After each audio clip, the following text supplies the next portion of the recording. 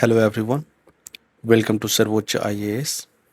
You all know that India wants to become global manufacturing hub और global manufacturing hub बनने के लिए India को ज़्यादा से ज़्यादा इन्वेस्टमेंट चाहिए और इन्वेस्टमेंट में भी टू बी प्रिसाइज तो हमें फॉरेन डायरेक्ट इन्वेस्टमेंट चाहिए। आप सभी को पता है ये फॉरेन डायरेक्ट इन्वेस्टमेंट अगर आएगा तो हमारे कंट्री में मल्टीपल चीज़ों का फ़ायदा होगा, जैसे कि नई कैपिटल है ना, जैसे कि नया टेक्नोलॉजी कैपिटल और इसके साथ स्किल्ड मैन पावर और साथ ही साथ हमारे कंट्री में रोजगार बढ़ेगा और इसके साथ आप एक्सपोर्ट भी बढ़िया कर सकते हैं और ग्लोबल वैल्यू चेन में आप पार्टिसिपेट भी कर सकते हैं और आप एक इम्पॉर्टेंट प्लेयर की तरह साबित हो सकते हैं ग्लोबल वैल्यू चेन में। तो ये सब फ़ायदा है एफडीआई का। लेकिन सर यहीं पे एक खेला शुरू होता है जो कि प्रेस नोट 3 को लेकर के। ये प्रेस नोट 3 है क्या? क्योंकि एफडीआई में एक सबसे बड़ा कंसर्न प्रेस नोट 3 को लेकर के, और ये प्रेस नोट 3 इसलिए इम्पोर्टेंट हो जाता है क्योंकि हाल ही में प्रेस नोट 3 रिलैक्सेशन के बारे में सरकार ने बात किया। तो ये प्रेस नोट 3 आपसे प्रीलिम्स एग्जाम में पूछ सकता है, पूछेगा कि what do you mean by press note 3, 4 statement, which one of the following is true. और दूसरा मेंस में पूछ सकता है एफडीआई को लेकर के। और जब एफडीआई, क्योंकि देखिए इंडिया का सबसे बड़ा एक एम है कि इंडिया को ज़्यादा से ज़्यादा एफडीआई अट्रैक्ट करना है अपने इंडियन इकोनॉमी में, और एफडीआई अट्रैक्ट करने में बहुत सारे चैलेंजेस हैं।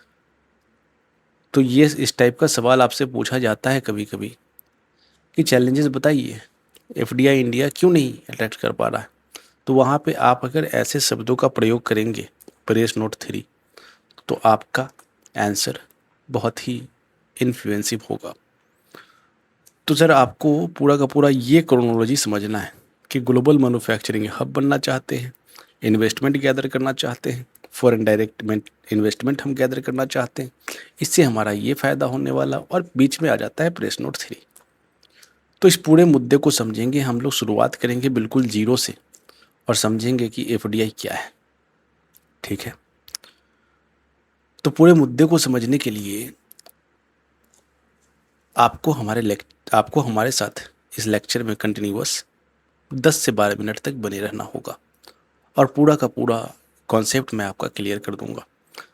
तो चलिए without wasting much time and before going further about the concepts, there is a little introduction about this platform. This is Sarvocha IAS, completely dedicated for all those individuals who are preparing for UPSC Civil Services examination or State Civil Services examination. And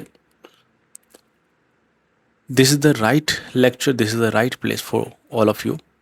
The reason is simple, sir, कि here you will get each and every resources that is required for your smooth and effective preparation is completely free. We are not taking any charges from you. So अगर आप हमारा way of explanation आपको बढ़िया लगता है तो आप हमारे लेक्चर को लाइक कीजिए। आप किसी भी तरीके को आपका डाउट आपको होता है तो आप हमारे कमेंट बॉक्स में उस लेक्चर के नीचे सवाल पूछिए, मैं डेफिनेटली आपके सवाल का जवाब दूंगा। और आप ज़्यादा से ज़्यादा अपने जानने वाले, अपने बिलोंगिंग्स को इन सभी लेक्चर के बारे में बताएं, शेयर करें, जिससे कि ज़रूरतमंद लोगों का हेल्प हो सके। तो चलिए विदाउट वेस्टिंग मच टाइम हम सबसे पहले अपने पहले कॉन्सेप्ट पे आते हैं और समझते हैं कि ये फॉरेन डायरेक्ट इन्वेस्टमेंट क्या है। देखिए इन्वेस्टमेंट बहुत सारे तरीके का होता है और इंडिया जो है इन्वेस्टमेंट अट्रैक्ट करना चाहती है। अब इन्वेस्टमेंट अट्रैक्ट करने के पीछे बहुत सारे पर्पस होते हैं, लेकिन उससे पहले समझिए कि अगर इंडिया में पहला तो एक पोर्टफोलियो इन्वेस्टर होते हैं, फॉरेन पोर्टफोलियो इन्वेस्टर, और दूसरा होते हैं फॉरेन डायरेक्ट इन्वेस्टमेंट। जो फॉरेन पोर्टफोलियो इन्वेस्टर होते हैं वो म्यूचुअल फंड, पोर्टफोलियो, इन सब चीज़ों में इन्वेस्ट करेंगे। लेकिन जो फॉरेन डायरेक्ट इन्वेस्टमेंट होते हैं ये डायरेक्टली आपके इंडियन टेरिटरी में आकर के वहाँ पे या तो किसी कंपनी को खरीद लेंगे या फिर कोई कंपनी सेटअप करेंगे। तो दो तरीके से ये फॉरेन डायरेक्ट इन्वेस्टमेंट काम करता है। अब सीधी सी बात है, थोड़ी देर के लिए समझिए कि आपके पास बहुत सारा पैसा है ना, और आप चाहते हैं कि हम जापान की एक छोटी सी कंपनी खरीद लें, उसमें हम डिसीजन मेकिंग पावर और उसमें हम कंट्रोल करना शुरू करें। तो आपको 51% से ज़्यादा का स्टेक प्राप्त करना होगा, आपको 51% से ज़्यादा का स्टेक लेना होगा। तो ठीक उसी तरीके से फॉरेन डायरेक्ट इन्वेस्टमेंट काम करता है कि कोई भी फॉरेन इन्वेस्टर या कोई भी फॉरेन एंटिटीज़ अगर लास्टिंग इंटरेस्ट के साथ, अगर इंडियन टेरिटरी में बहुत कंपनी जो काम कर रही है उसको कंट्रोल करने के मकसद से या फिर सिग्निफिकेंट पार्टिसिपेशन करने के मकसद से अगर कोई भी foreign entity Indian business enterprise में इन्वेस्ट करती है तो उसे हम फॉरेन डायरेक्ट इन्वेस्टमेंट कहेंगे। इस फॉरेन डायरेक्ट इन्वेस्टमेंट का बहुत सारा बेनिफिट है। पहला तो आपके पास कैपिटल का इनफ्लो होना शुरू हो जाता है आपकी इकोनॉमी में। कैपिटल का इनफ्लो होगा तो इंडस्ट्रीज बनना शुरू हो जाएगा, इंडस्ट्री बनेगा तो उसमें काम करने वाले लोगों की रिक्वायरमेंट बढ़ेगी और इससे एम्प्लॉयमेंट जनरेशन होगा। और साथ ही साथ अगर कोई फॉरेन इन्वेस्टर आपके यहाँ पे आकर के इन्वेस्ट कर रहा है तो वो नए टेक्नोलॉजी के साथ आएगा, नए टेक्नोलॉजी के साथ काम करना चाहेगा क्योंकि उसका प्रोडक्शन बढ़िया होना चाहिए। अपने एक्सपर्टीज़ के साथ, अपने एफिशिएंसी के साथ वो काम करेगा और इससे होगा क्या कि आपका इकोनॉमी डायरेक्टली ग्लोबल मार्केट के एक्सेस में होगा। तो पूरा का पूरा these are the benefits of foreign direct investment. और इसीलिए जितना ज़्यादा से ज़्यादा आपके इकोनॉमी में फॉरेन डायरेक्ट इन्वेस्टमेंट हो वो आपके इकोनॉमी के लिए फ़ायदेमंद है, क्योंकि ये इन्वेस्टमेंट बहुत लॉन्ग टर्म के लिए होता है, ये शॉर्ट टर्म के लिए इन्वेस्टमेंट नहीं है। आप कहीं भी अगर कंपनी सेटअप करेंगे, कहीं भी कोई इंडस्ट्री बनाएंगे तो ऐसा थोड़ी है कि आप इंडस्ट्री बनाएंगे और 1 साल में छोड़ के चले जाएंगे, इससे तो आपको लॉस हो जाएगा ना। तो ठीक उसी तरीके से समझिए कि यही एक रोल है एफडीआई का। तो इंडिया का मकसद है कि ज़्यादा से ज़्यादा हम एफडीआई अट्रैक्ट करें।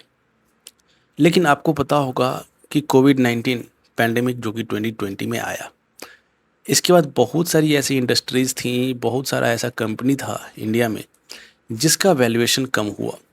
बहुत सारी कंपनी तो डूब गई और बहुत सारे कंपनी का वैल्यूएशन कम हुआ।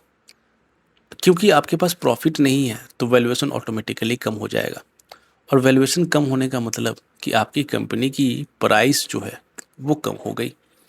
और जब आपका प्राइस कम हुआ तो मैं आपको कह सकता हूँ कि आपकी कंपनी अब बहुत चीप है, और जब चीप है तो कोई भी फॉरेन इन्वेस्टर इस कंपनी को इस चीप रेट में खरीद तो सकता था।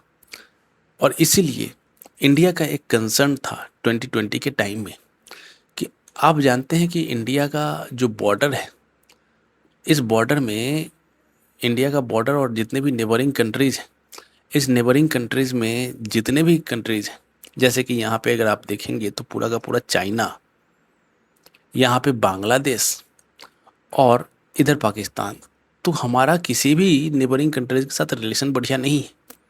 और इन सब में से अगर कोई सार्क है जो आपके किसी मजबूरी का फ़ायदा अगर उठाना चाहे तो वो चाइना है, क्योंकि उसके पास पैसा है इन्वेस्टमेंट करने के लिए।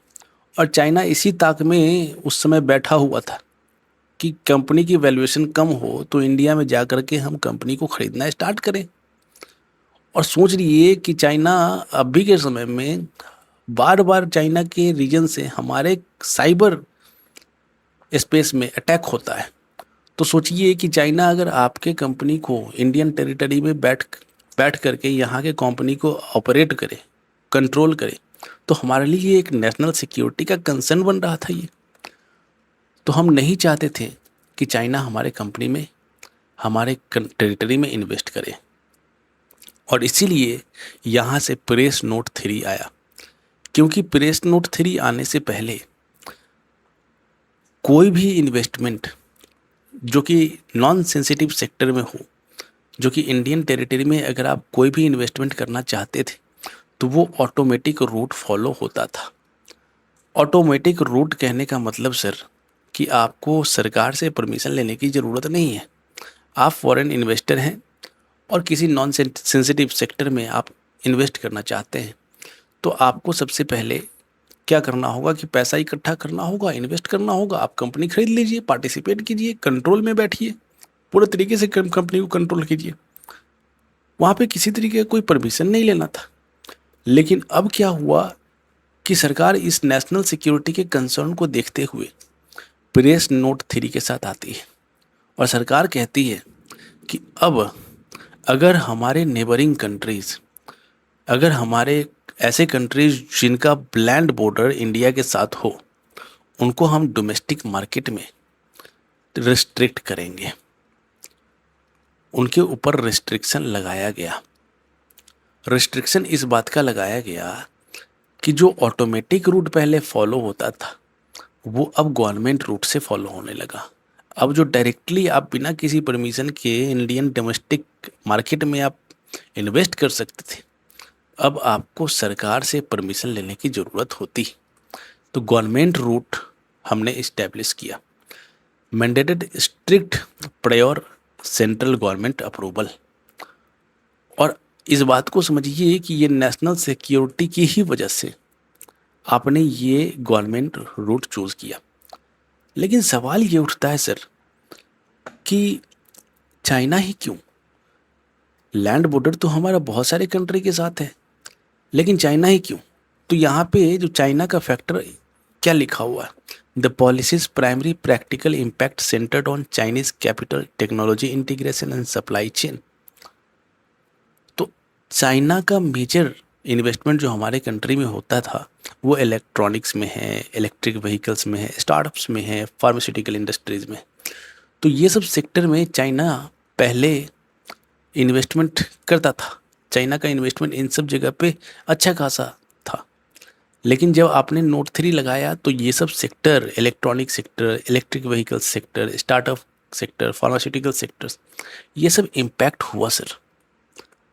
इन सब में ग्रोथ की कमी हुई एंड लेड टू, क्योंकि आपने गवर्नमेंट अप्रूवल लगाया तो इसकी वजह से अगर चाइना इन्वेस्ट करता इलेक्ट्रिक व्हीकल्स में, इलेक्ट्रॉनिक्स में, फार्मास्यूटिकल्स में, तो बहुत ही डिले होता, अनसर्टेनिटी होता, और इसलिए चाइना इन्वेस्टमेंट करना बंद कर दिया क्योंकि आपने प्रोसेस को डिफिकल्ट बना दिया, है ना।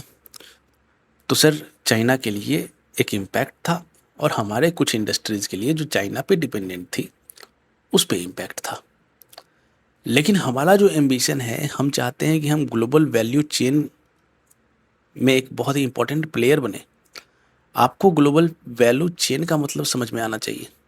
कोई भी कंट्री किसी भी मैन्युफैक्चरिंग में पूरा का पूरा इंटायर प्रोसेस, पूरा का पूरा इंटायर जो प्रोसेस होता है किसी भी प्रोडक्ट को बनाने में, वो कोई भी कंट्री पूरा का पूरा प्रोसेस खुद ही नहीं करती।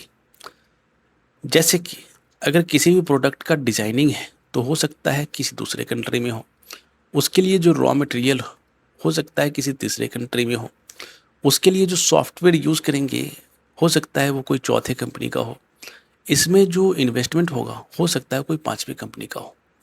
तो पूरा का पूरा जो प्रोसेस है ये अलग अलग कंट्री से होकर के आता है और ये डिज़ाइन, कंपोनेंट, असेंबली, एक्सपोर्ट, ये सब कुछ इन्वॉल्व है प्रोडक्ट के डिजाइनिंग में। और ये ग्लोबली डिस्ट्रीब्यूटेड है, आइसोलेटेड है। Isolating steps creates structural bottlenecks for competitive exports. तो आप आइसोलेट नहीं कर सकते इसको। और हम चाहते हैं कि इस ग्लोबल वैल्यू चेन में एक इम्पॉर्टेंट प्लेयर बने, और प्लेयर बनने के लिए आपके पास उतना फंडिंग तो हो, उसके प्लेयर बनने के लिए आपके पास वैसी टेक्नोलॉजी तो हो, प्लेयर बनने के लिए आपके पास एक्सेस तो हो स्पेशलाइज्ड कंपोनेंट्स का, आपके पास स्किल्ड मैन पावर तो हो। क्योंकि इन सब चीज़ों के बिना आप ग्लोबल वैल्यू चेन में इम्पॉर्टेंट रोल प्ले तो नहीं कर सकते।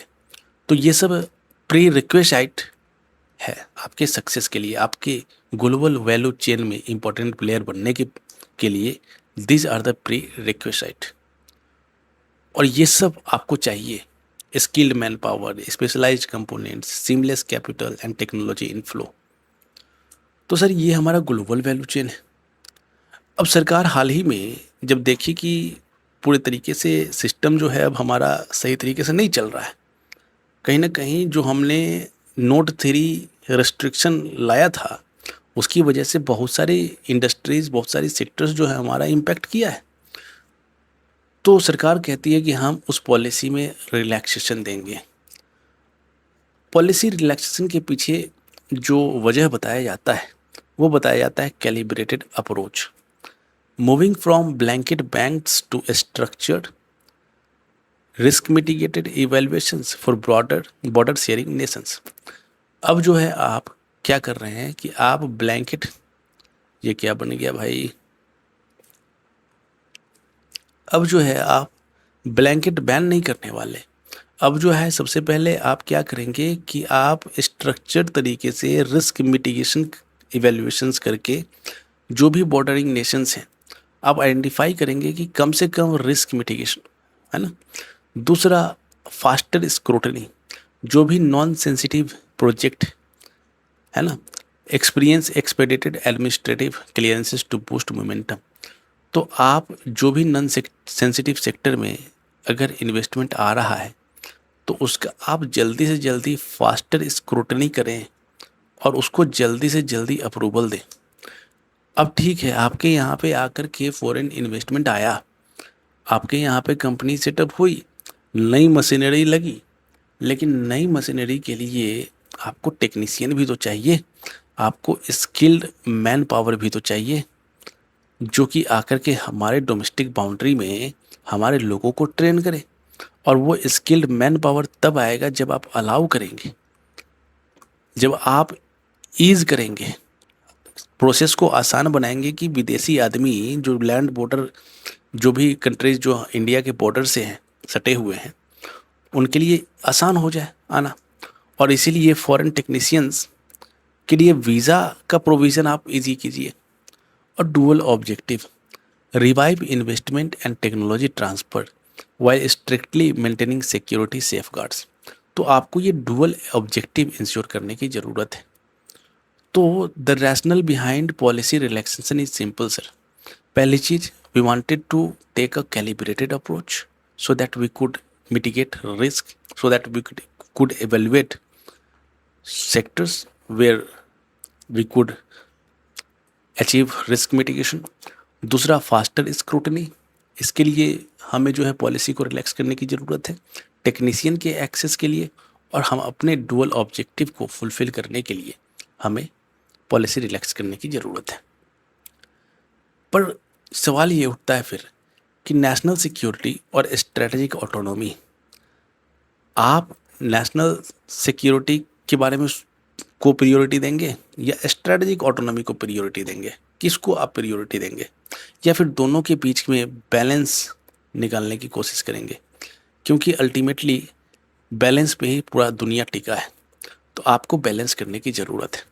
आप समझिए कि कोई भी फॉरेन कंपनी अगर आपके यहाँ आकर के इन्वेस्ट करती है और आप किसी भी तरीके से उसमें कोई रेस्ट्रिक्शन नहीं लगाते हैं, तो जो सेंसिटिव सेक्टर है या जो नॉन सेंसिटिव सेक्टर है, दोनों में आपके साथ क्या क्या प्रॉब्लम आ सकता है?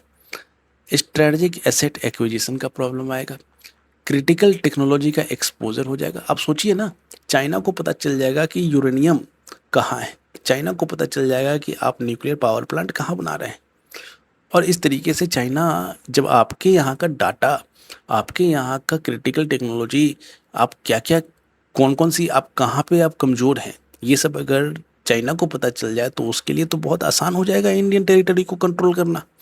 तो इसलिए ये सब एक्सपोजर ना हो, आप डाटा सिक्योरिटी कीजिए, प्राइवेसी रिस्क रखिए, है ना।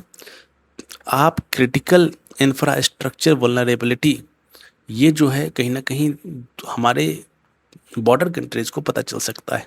सप्लाई चेन डिपेंडेंसी ट्रैप, तो these are the security concern कि अगर आप पूरे तरीके से रिस्ट्रिक्शन हटा देते हैं तो ये सब सिक्योरिटी कंसर्न है सर। तो सवाल ये उठता है, who controls strategically important national assets? Balancing economic flow with absolute protection of sovereign interest, है ना।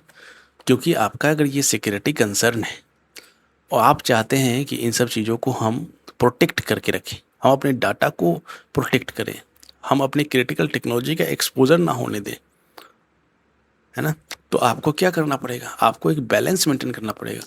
या तो आप इन सब चीज़ों को प्रोटेक्ट करने के लिए पूरे तरीके से इन्वेस्टमेंट रेस्ट्रिक्ट कीजिए, एक ऑप्शन ये है, या फिर पूरे तरीके से अलाउ कीजिए अगर आप चाहते हैं कि इन्वेस्टमेंट बढ़े तो। और दोनों को अगर आप एक्सट्रीम डिसीजन लेते हैं तो कहीं ना कहीं आपका कोई एक चीज़ तो कॉम्प्रोमाइज़ होगा। तो आपको बैलेंस मेंटेन करने की ज़रूरत है। अब वो बैलेंस कैसे मेंटेन होगा, आइडियल अप्रोच क्या हो सकता है, कैसे आप बैलेंस मेंटेन कर सकते हैं। सबसे पहले आइडेंटिफाई कीजिए कि व्हाट आर सेंसिटिव सेक्टर, दूसरी तरफ आप आइडेंटिफाई कीजिए what are non sensitive sector. अब जो सेंसिटिव सेक्टर है उसमें आप सिक्योरिटी को स्ट्रिक्ट कीजिए, उसमें प्रॉपर तरीके से जो इन्वेस्टिगेशन है, स्क्रूटनी है, उसे बहुत ही स्ट्रिक्ट रखिए। आप रिगरस इवैल्यूएशन कीजिए for defence, telecom, critical technology.